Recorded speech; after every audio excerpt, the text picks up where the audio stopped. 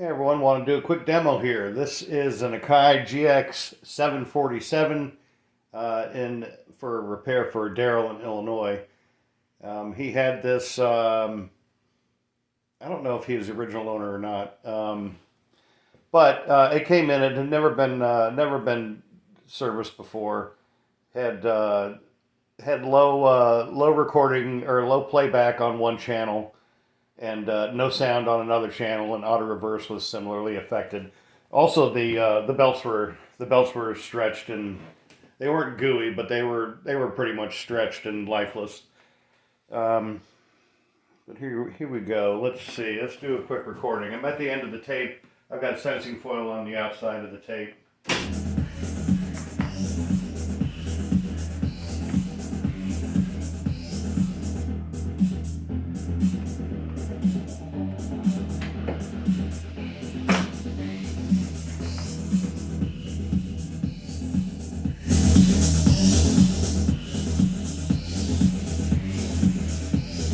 That's going onto the tape, I believe, yep. That's coming off of the tape.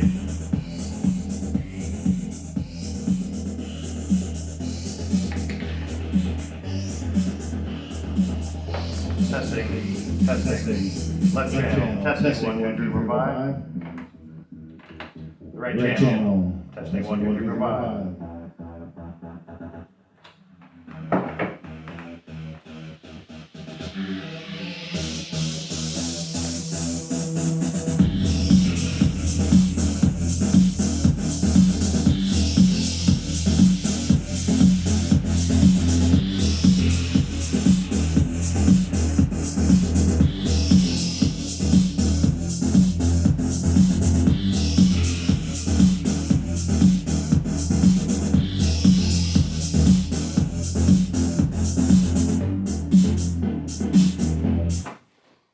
Sensing foil.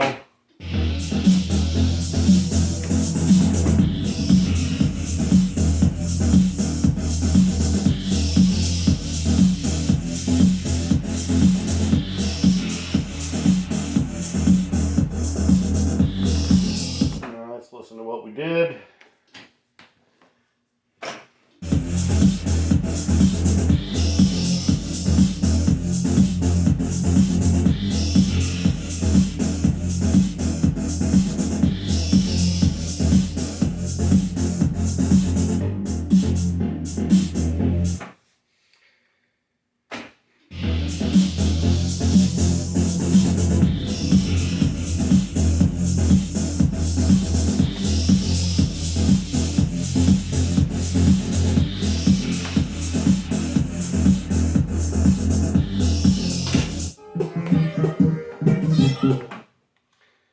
So let's turn off the reverse selector.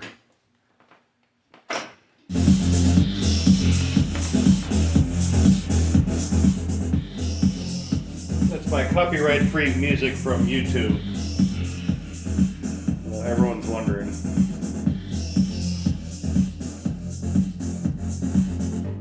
So the neat thing about these 747s and the DBXs is the automatic tensioner arms.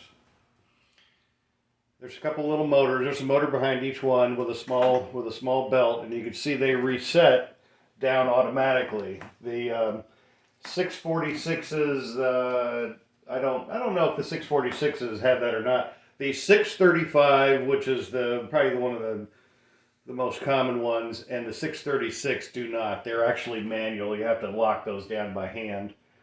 But it's kind of a neat feature.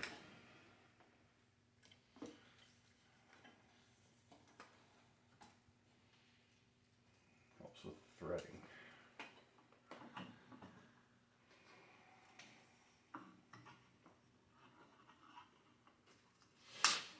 Oh.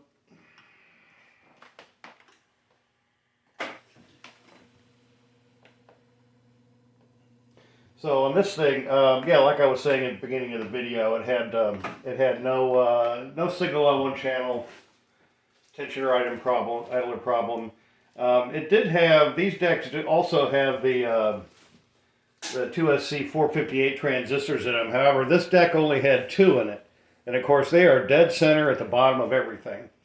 And anyone who's worked on these before, the pots, trying to get to the pots and switches to clean, it's bizarre. Way easier on the 635s, but really have to tear it all down and have to separate the chassis, pull the preamp apart, pull the display panel out, and there's all kinds of neat things going on. There's a small plastic in each one of these things.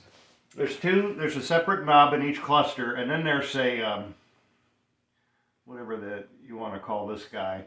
You call it a limiter. It doesn't do anything other than for limits, just for visual indication. But those are held on with a little plastic retaining clip, and you actually have to do a 9 o'clock and a 3 o'clock. And let's see, you've got to take the other knobs off, and you have to push them in and pull them out to get them out. If anyone is wondering, they're kind of like a puzzle.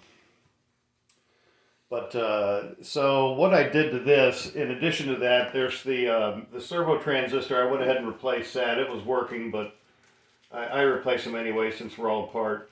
And then the counter belt. The counter belt runs off of this this wheel here. It's a shaft that goes all the way through to a pulley that also that has an O-ring that goes over to a light wheel. The light wheel sits on a post that all that stuff gets dry grease, and if you guys, when you're doing these things, if you don't lube that, you're going to be taking it all apart again. And it's got the famous tiny little split fiber washers on there that love to go across the room and hide from you. But didn't have that problem here. Fortunately, maybe you've been down that road enough to know better. But yeah, this thing cleaned up pretty good. These decks are really nice and they sound fantastic. That's really all I think I've got going on this thing. Anyways, there you have it. GX 747, probably made in the early 80s. There you go. Thanks for watching. If you have any comments, leave them in the comment section. I appreciate you looking.